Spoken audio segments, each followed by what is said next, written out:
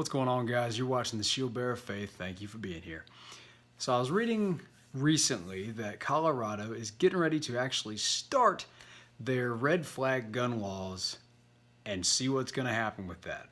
If you are fully unaware of what a red flag law is, the general idea is that you would be accused as a legal gun owner. You would be accused without any proof required by a family member or law enforcement officer of being a danger to yourself or others, and your Second Amendment rights would essentially be taken from you, meaning your guns would be confiscated. That's the basis of this law. This is not a theory. This is actually already passed in Colorado, and now we get to see what's going to happen with it. So what are my thoughts? Well, to start with, I've already made a video on my thoughts on a red flag gun law, but to briefly recap, I think it's a terrible idea for a bunch of reasons. One, it does not require proof, and that is the problem that I see with a lot of protective orders and a lot of ECOs. And if you don't know what either of those are, a protective order is you go to a magistrate with or without law enforcement involvement and you accuse someone of being a threat to you. You are in fear of them for whatever reason. I can tell you from my experience, this is an abused section frequently in our legal system. It actually can evict you for 3 days from your own house. And yeah, it happens. It doesn't require any proof though, okay? And then the ECO process, if it's done, we actually will go and take you to a hospital by force for a evaluation. And again, family member, law enforcement officer are the ones that will get these out. And that's usually requiring you say you're wanting to kill yourself, hurt yourself, something like that, right? Doesn't require any proof, okay? That's the big takeaway from both of those, and both of those already exist, and they're both already abused, okay? The red flag laws are not much different from what I've read, and I don't propose that I'm an expert, but I've read some. Red flag laws, a law enforcement officer or a family member can go and accuse you of being a danger to yourself or others, and your firearms would be taken without due process. Let's say that again.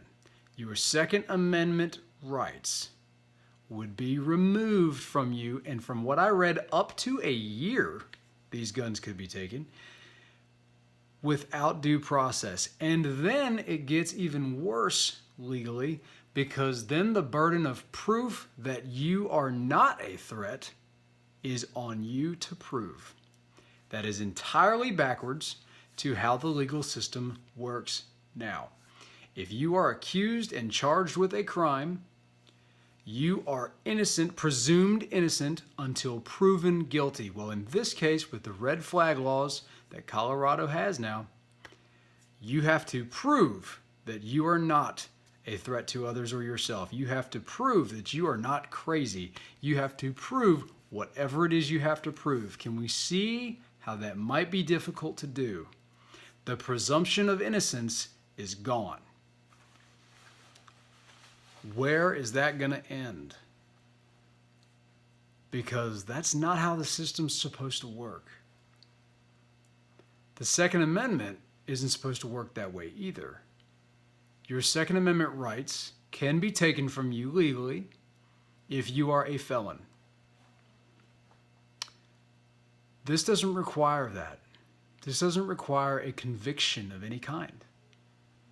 And then, not only are you not convicted before your guns are taken, but then you have to prove that you're not whatever it is you're accused of being. So let's say you're someone who wants to go live in the woods on your own and be a prepper out in the mountains somewhere, and a family member has it out for you for whatever reason, and they go and pull this red flag nonsense on you.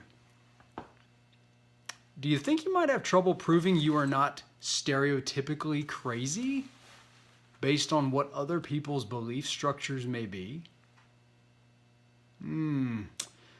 That's a dangerous game to play. What if that were to go the other way? Or what if that happened with another one of your inalienable rights as outlined by the Constitution? What if you we're no longer allowed to go to whatever church you want to go to because it's deemed to be a threat by somebody without a criminal offense, without a criminal charge, without a criminal investigation. But you're no longer allowed to go to that place because, well, we don't like it. Or we think that you are learning the wrong things there. Or we think that you might be a danger to others there. Well, but can you charge me with a criminal offense? If the answer is no, we're done conversating about it. But the red flag laws skip that. It removes a section of due process. And from what I've been reading, the police departments in Colorado haven't missed it because they're saying, no, we're not going to enforce this. That's what I've been reading. Now, just like here in Virginia, maybe that's a bunch of words for right now.